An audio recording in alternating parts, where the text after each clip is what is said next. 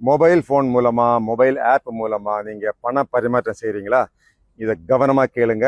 உங்களுக்கு ஒரு மெசேஜ் வரும், இந்த மாதிரி 1000 ரூபாய் உங்கள் அக்கௌண்ட்டுக்கு வந்திருக்குது அப்படின்னோடனே இது யார் அனுப்பிச்சிருப்பாங்க, நமக்கு எவ்வளோ தான் பேலன்ஸ் இருக்குது அப்படின்னு சொல்லி நீங்கள் உள்ளே போய் அங்கே பார்க்கும்போது நீங்கள் உங்களுடைய பின் நம்பர் இல்லாட்டி அந்த பாஸ்வேர்டு போட்ட உடனேயே உங்கள் பேங்க் அக்கௌண்ட்லேருந்து ஒரு பெரிய தொகை இந்த திருடனுடைய பேங்க் அக்கௌண்ட்டுக்கு போயிடும். ஏன்னா அந்த திருடன், இந்த இன்டர்நெட் திருடன், இந்த சைபர் கிரிமினல் ஏற்கனவே ஒரு வித்ட்ராவல் ரெக்வஸ்ட் உங்கள் அக்கௌண்ட்டில் கேட்டிருப்பான். நீங்கள் அந்த பின் நம்பரையும் பாஸ்வேர்டு போட்ட உடனேயே அந்த பணம் அவங்களுக்கு அக்கௌண்ட்டில் போயிடும். இப்போது நீங்கள் இந்த மாதிரி ஒரு ரெக்வஸ்ட் வந்தால் நீங்கள் என்ன பண்ணணும்? நீங்கள் ஒரு அரை மணி நேரம் 1 மணி நேரம் எந்த பதிலும் கொடுக்கக்கூடாது, பார்க்கக்கூடாது, உங்கள் அக்கௌண்ட்டை போய் செக் பண்ணக்கூடாது. நீங்கள் அரை மணி நேரம் கழித்து ஓப்பன் பண்ணும்போது ஒரு ராங் பாஸ்வேர்டு அல்லது ராங் பின் நம்பர் கொடுத்து விடுங்க, அந்த ரெக்வஸ்ட் கேன்சல் ஆகிடும்.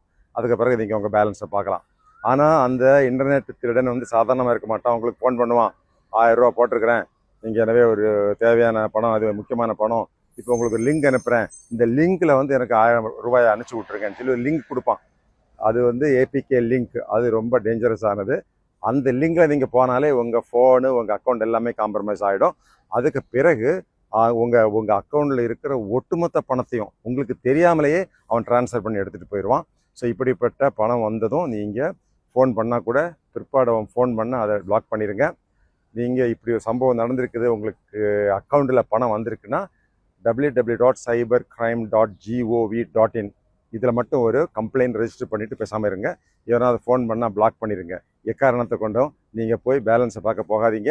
அவங்க அனுப்பிச்சி கொடுத்த அந்த லிங்க்கில் போய் நீங்கள் பணம் வந்திருக்கா இல்லையான்னு பார்க்க போகாதீங்க. மொத்தமாக ஏமாந்துருவீங்க.